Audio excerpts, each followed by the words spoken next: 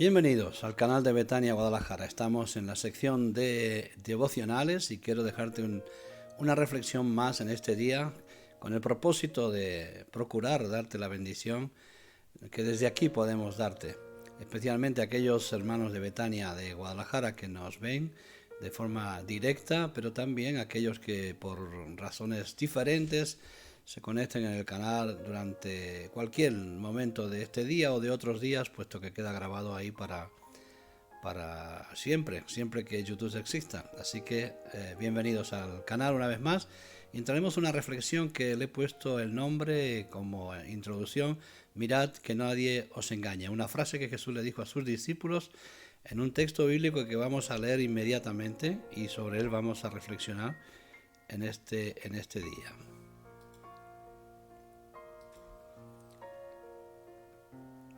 Mateo capítulo 24, versículo 3.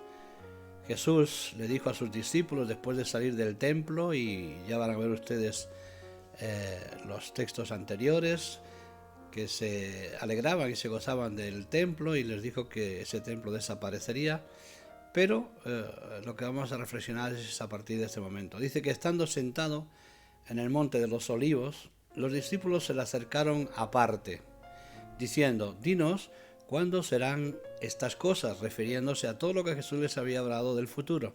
¿Y qué señales? Esta es la pregunta clave. ¿Qué señales habrá de tu venida y del fin del siglo? Respondiendo, Jesús les dijo: mirad que nadie os engañe. Y esa es la reflexión que tenemos en esta mañana.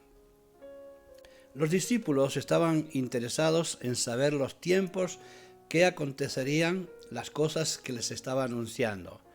Es una curiosidad inherente en los hombres conocer los misterios, especialmente los misterios de los tiempos, cuándo ocurrirán las cosas y cuándo van a llegar.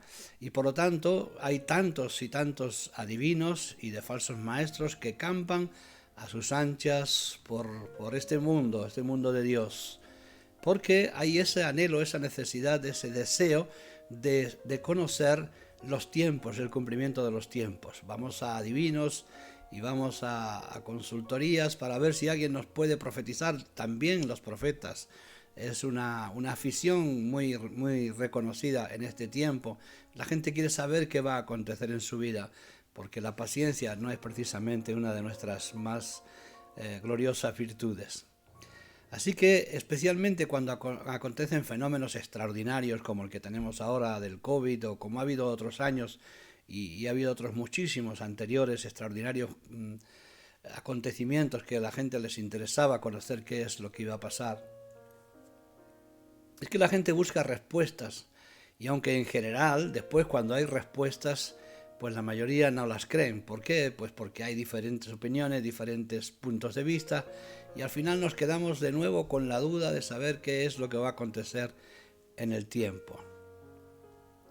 En este virus, por ejemplo, es una de las cosas que nos atañe ahora mismo. Ha generado una expectativa tremenda, ha procurado miles de noticias en redes sociales, en los medios de comunicación, de televisión, de radio, y han sido aprovechados por todos ellos, por las cadenas, por las redes, para emitir incluso películas relacionadas con virus y comentarios y demás. Es una obsesión que se nos penetra en cada acontecer, el hecho de pretender saber qué es lo que va a ocurrir con nosotros y con lo que nos rodea. Y bueno, ya ven, las redes sociales han hablado continuamente, el mundo cristiano, el mundo creyente, sobre el fin del mundo, el fin de los tiempos, la venida del Mesías y demás. La mismísima curiosidad que tenían los discípulos allá en aquel monte de los olivos, cuando le preguntaron a Jesús: ¿cuándo habrá señales? ¿Qué señales habrá de tu venida y cuándo acontecerá esto? Y Jesús respondió: mirad que nadie os engañe. Y esta es la misma respuesta hoy: mirad que nadie os engañe. Los vídeos cristianos sobre escatología han conseguido miles de visitas en las redes sociales. Son el interés que suscita ese misterio de la venida del Señor y los acontecimientos. No los acontecimientos porque los acontecimientos los vemos, pero sino el momento, el tiempo en que van a acontecer todas esas cosas. Y ha hecho que muchos cristianos, muchos creyentes, algunos maestros, otros falsos maestros, algunos muy entendidos y otros muy poco entendidos, hayan subido muchísimos vídeos a internet relacionados con este asunto del fin del siglo y la venida del Señor Jesús. Lo mismo que le ocurría a los discípulos, interesadísimos en saber esto. Jesús sabía que esa curiosidad se extendería por todos los tiempos, por todos los siglos, y sería motivo de mucho engaño. Y para muchos que están más interesados en saber y en pretender investigar y meterse en el asunto de saber los tiempos y de los acontecimientos, que en conocer sobre la vida eterna. Y resulta que conocer sobre la vida eterna también tiene una respuesta por parte de Jesús en Juan capítulo 17, versículo 3. Juan capítulo 17, versículo 3, porque dice que la vida eterna consiste en el conocimiento del Padre y de Jesucristo, el Hijo, quien ha enviado. En esto consiste la vida eterna, le dice Jesús a sus discípulos. Sin embargo, como digo, muchos serán engañados, porque de alguna manera les llevará la curiosidad, a lo mismo que a los discípulos, a preguntar cuándo será el fin de los tiempos. Entiendo el empeño, lo entiendo, porque de aficionarnos a esta clase de enseñanza, pero lo que está claro es que nadie podrá darte una respuesta. Querido amigo, hermano que estás ahí presente, nadie podrá darte una respuesta del final de los tiempos. Podrán crear en ti toda la curiosidad y toda la necesidad imperiosa que sea, pero de ninguna manera la gente se va a convertir por esta razón, porque le descubramos ni siquiera el final de los tiempos. La Biblia nos enseña que el conocimiento del Padre y el conocimiento del Hijo es en lo que consiste toda nuestra vida aquí en la tierra, y vivir conforme a su voluntad y vivir conforme a su mandamiento. Ahora la pregunta que yo me hago es que si Jesús no se entrometía en estos asuntos escatológicos, ¿por qué el empeño de tantos pastores en hacerlo? Sé que como pastores queremos satisfacer la demanda de los miembros de nuestras congregaciones, lo sé que nos gustaría hacerlo, pero es mucho atrevimiento responder aquello que Jesús se resistió a responder todo el tiempo. Pablo también nos deja claro este asunto. En Primera de Tesalonicenses, capítulo 5, versículo 2, le dijo a estos discípulos: porque vosotros sabéis perfectamente que el día del Señor vendrá como ladrón en la noche. Es decir, nadie lo va a saber. Va a ser una sorpresa. Entonces, si es una sorpresa, nadie puede conocer el momento de esa sorpresa. Pedro también hizo lo mismo en su epístola segunda de Pedro 3:10. Pero el día del Señor vendrá como ladrón en la noche, en el cual los cielos pasarán con grandes estruendo. Y continúa el versículo, pero solamente quiero dejarte este apunte de que vendrá como ladrón en la noche. Juan en Apocalipsis también nos dice en el 16:15: he aquí yo vengo como ladrón, bienaventurado el que vela y guarda sus ropas, para que no ande desnudo y vean su vergüenza. Esta es la realidad, que debemos de estar atentos siempre, todo el tiempo. No debemos de vivir en esa curiosidad, porque será en el momento menos indicado quizás para nosotros, pero más indicado para el Señor. A mi parecer, la escatología es más una experiencia personal que la gente debe tener, una revelación interna, difícil de explicar, más que hacer un seminario explicativo de este tipo de acontecimientos. Nadie se pone de acuerdo, ni los más grandes teólogos se ponen de acuerdo en puntualizar estos tiempos y estos momentos. Porque Dios es espíritu, y es espíritu eterno, y sus tiempos y sus razones también, como lo dijo Jesús, están en su sola potestad, y nunca concordarán con los nuestros, porque somos terrenales, somos mortales, nacidos en pecado, y no podremos nunca tener una claridad. A lo menos no lo podremos explicar. Quizás podamos tener revelación personal de algunas de estas cosas, pero difícilmente lo vamos a poder explicar. Así como Pablo, cuando subió al tercer cielo, dijo que las cosas que vio allí no les es lícito ni siquiera de contarlas. ¿Por qué? Porque no van a ser comprendidas, no van a ser entendidas con ojos naturales.